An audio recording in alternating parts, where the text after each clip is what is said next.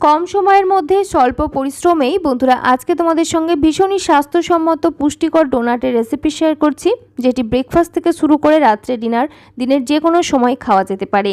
তো এর জন্য আমাদের লাগছে সুজি। এখানে আমি 1 কাপ পরিমাণ সুজি প্রথমেই ড্রাই রোস্ট করে নিচ্ছি। এই রেসিপির জন্য সুজি ড্রাই রোস্ট করে নেওয়াটা অত্যন্ত জরুরি, তবে কোনো রকম গোল্ডেন বা ব্রাউন কালার ধরিয়ে ফেলার কোনো প্রয়োজন নেই। সুজির কাঁচা ভাবটা চলে যাওয়া পর্যন্ত নাড়াচাড়া করে নিতে হবে।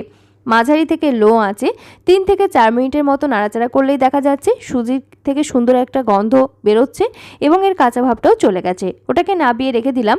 এবারে একটা হাম্বাল দিস্তার মধ্যে নিয়ে নিলাম কিছুটা আদার টুকরো এবং স্বাদ অনুসারে কাঁচা লঙ্কা।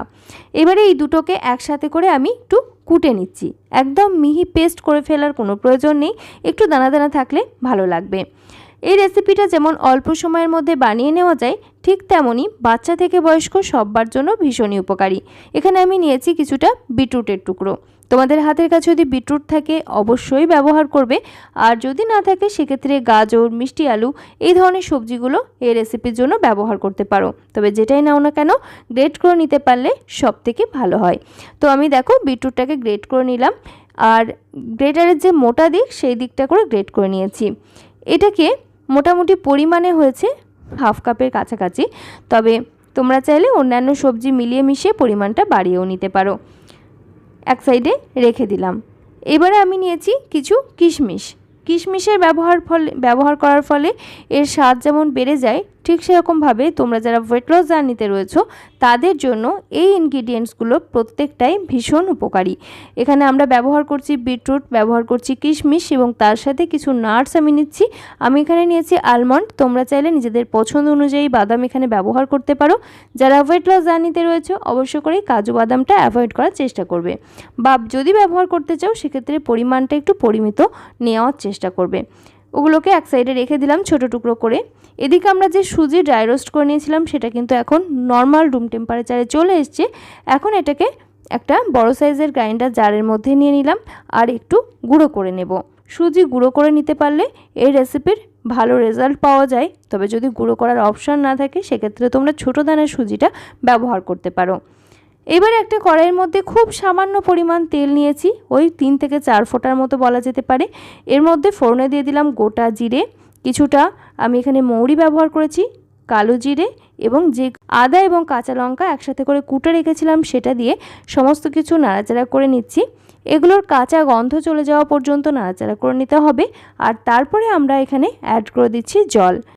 যে কাপ মেপে সুজি নিয়েছিলাম সেই কাপেরই 3 কাপ পরিমাণ জল এখানে আমি নিয়ে নিচ্ছি, মানে সুজির 3 গুণ জল এখানে ব্যবহার করতে হবে। সাথে দিয়ে দিলাম স্বাদ অনুসারে লবণ। এবারে জলের মধ্যে সব কিছু মিলিয়ে মিশিয়ে জলের মধ্যে একটা বলক আসার জন্য অপেক্ষা করতে হবে। যাতে তাড়াতাড়ি বলক চলে আসে তার জন্য ঢাকনাটা দিয়ে দিলাম। 1-1.5 মিনিট পরেই দেখা যাচ্ছে চারিদিক থেকে সুন্দরভাবে জলটা ফুটতে শুরু করেছে, আর সেই সময় আমি এখানে অ্যাড করে দিচ্ছি গ্রেট করে রাখা বিটরুট। এখানে তোমরা বিটরুটের সঙ্গে নিজেদের পছন্দ অনুযায়ী সবজি যেগুলো ব্যবহার করছো সেইগুলো সমস্ত কিছুই এই জলের মধ্যেই দিয়ে দেবে। সবজি ভালোভাবে মিশিয়ে নিতে হবে যাতে সমস্ত মশলাপাতি একে অপরের সাথে সুন্দর করে মিশে যেতে পারে। এবারে ঢাকনা বন্ধ করে আঁচ মাঝারিতে রেখে 2 থেকে 2.5 মিনিটের মতো সিদ্ধ হতে দিলাম। যেহেতু সবজিগুলো গ্রেট করা রয়েছে তাই সিদ্ধ হতে খুবই কম সময় লাগবে। আর এখানে আমি যে ধরনের সবজি ব্যবহার করার কথা বলছি প্রত্যেকটাই কিন্তু কাঁচা খাওয়া যায়। তো দেখো বিটরুট কিন্তু সুন্দরভাবে সিদ্ধ হয়ে গেছে, এর থেকে বেশি সিদ্ধ করার প্রয়োজন নেই বা ওভারকুক করার প্রয়োজন নেই। তাতে করে সবজির পুষ্টিগুণ যেমন নষ্ট হয়ে যাবে, ঠিক তেমনই এর মধ্যে থাকা অ্যান্টিঅক্সিডেন্ট পুরোপুরি নষ্ট হয়ে যাবে। এবারে আঁচ একদম লোয়ের দিকে করে আগের থেকে গুঁড়ো করে রাখা সুজির পাউডার পুরোটাই অ্যাড করে দিলাম, দিয়ে সমস্ত কিছু একসাথে ভালোভাবে মিশিয়ে নিচ্ছি। আর স্বাভাবিকভাবে সুজি তার স্বাভাবিক নিয়মেই জল টেনে নেবে এবং বেশ ঘন ঘন একটা মিশ্রণে পরিণত হচ্ছে। এখানে তোমরা যদি চাও সুজির পরিবর্তে ওটস একই রকমভাবে ব্যবহার করতে পারো। প্রথমে ওটস ড্রাই রোস্ট করে তারপরে গুঁড়ো করে নিতে হবে, আর একইভাবে পুরো রেসিপিটা ওটস দিয়েও বানিয়ে নেওয়া যাবে। অ্যাড করে দিলাম আগের থেকে ছোটো টুকরো করে কাটা কিশমিশ এবং আলমন্ড বাদাম দিয়ে সব কিছু মিশিয়ে নিচ্ছি। আর দেখে বুঝতেই পারছো মেশাতে মেশাতে মিশ্রণটা কিন্তু বেশ ঘন ঘন হয়ে যাচ্ছে, অনেকটা টাইট ডোয়ের মতো হয়ে আসছে। এই পর্যায়ে আমি ঢাকনাটা বন্ধ করে দিলাম আর আঁচ বন্ধ করে রেখে দিলাম যতক্ষণ না রুম টেম্পারেচারে চলে আসছে। রুম টেম্পারেচারে চলে আসার পর আমি ঢাকনাটা খুলে দিলাম, হাতে সামান্য পরিমাণ ঘি লাগিয়ে নিয়েছি যাতে চিপকে না যায়। এইবারে এই মিশ্রণটা হাত দিয়ে ভালো করে মথে একটা সুন্দর ডোয়ের মতো তৈরি করে নিচ্ছি। এটাকে একটু ভালো করে মথে নিতে হবে, তাতে করে টেক্সচার কিন্তু খুব সুন্দর হবে, না হলে কিন্তু এবড়ো খেবড়ো হয়ে থাকবে। ভালোভাবে মথে নেওয়ার পর এখান থেকে আমি ছোট ছোট পোর্শনে ভাগ করে নিচ্ছি।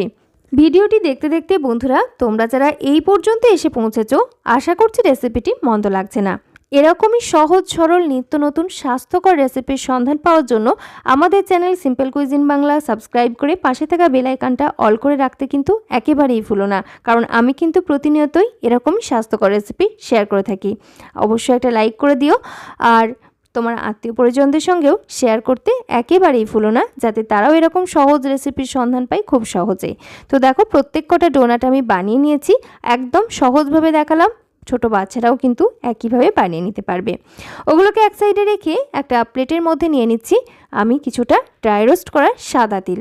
আর সাদা তিলের মধ্যে যে কত পুষ্টিগুণ রয়েছে বলে শেষ করা যাবে না। বিশেষভাবে এর মধ্যে রয়েছে প্রচুর পরিমাণে ক্যালসিয়াম, যা দুধের থেকেও কিন্তু পরিমাণে বেশি।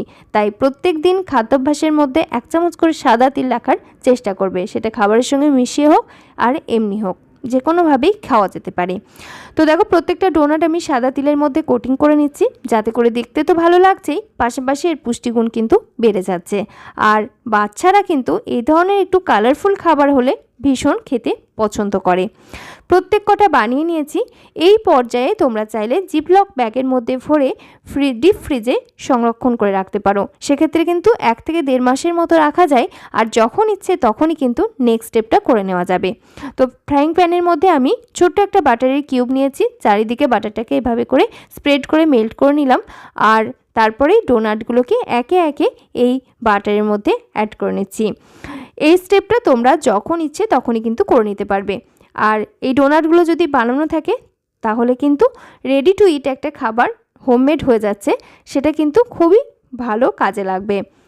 সকালের ব্রেকফাস্টে তোমরা এই ধরনের খাবার রাখতে পারো, কারণ এর মধ্যে যেমন প্রচুর পরিমাণে ফাইবার রয়েছে, ক্যালসিয়াম রয়েছে, ঠিক সেরকমভাবে আমরা সুজি ব্যবহার করেছি, তাই পেটও কিন্তু দীর্ঘক্ষণ ভর্তি রাখবে। যারা ওজন নিয়ন্ত্রণে রাখতে চাইছো তারা এখানে সুজির পরিবর্তে ওটস ব্যবহার করাটা বেশি কার্যকর হবে। তো দেখো উল্টে পাল্টে গোল্ডেন কালার ধরিয়ে ভেজে নিচ্ছি। আঁচ রেখেছি মাঝারি থেকে লোয়ের দিকে, না হলে কিন্তু বাইরে যে আমরা সাদা তিলের কোটিং করেছি সেই সাদা তিলগুলো কিন্তু তাড়াতাড়ি পুড়ে যাবে, আর তাতে করে পুষ্টিগুণ তো নষ্ট হয়ে যাবে। তাই খুব বেশি কালচে বর্ণ ধরিয়ে ফেলার প্রয়োজন নেই। আঁচ মাঝারি থেকে লোয়ের দিকে রেখে উল্টে পাল্টে ভেজে আমি এখন তুলে নিচ্ছি। একই রকমভাবে যারা ওটস দিয়ে বানাচ্ছো তারাও কিন্তু এই স্টেপটা করে নেবে, আর তাহলেই কিন্তু তৈরি হয়ে যাচ্ছে ভীষণই স্বাস্থ্যকর একটা ডোনাট। আর এর সঙ্গে খাওয়ার জন্য আমি রেখেছি টক দই। টক দইয়ের সঙ্গে কোনো রকম কিছু অ্যাড করিনি, চাইলে টক দইয়ের রায়তাও বানিয়ে নিতে পারো। এই ডোনাটগুলো এমনি খেতে ভীষণই ভালো হয়, তাই এর সঙ্গে আলাদা করে সস কিংবা চাটনির কোনো প্রয়োজন নেই। রেসিপিটি কেমন লাগছে অবশ্যই জানিও বন্ধুরা, একটা হাইপ করতে কিন্তু একেবারেই ভুলো না, তোমার আত্মীয় পরিজনদের সঙ্গে শেয়ার করে নিও। আজকের মতো এখানেই বিদায় নিচ্ছি। সকলে ভালো থেকো, সুস্থ থেকো এবং সাবধানে থেকো। ধন্যবাদ।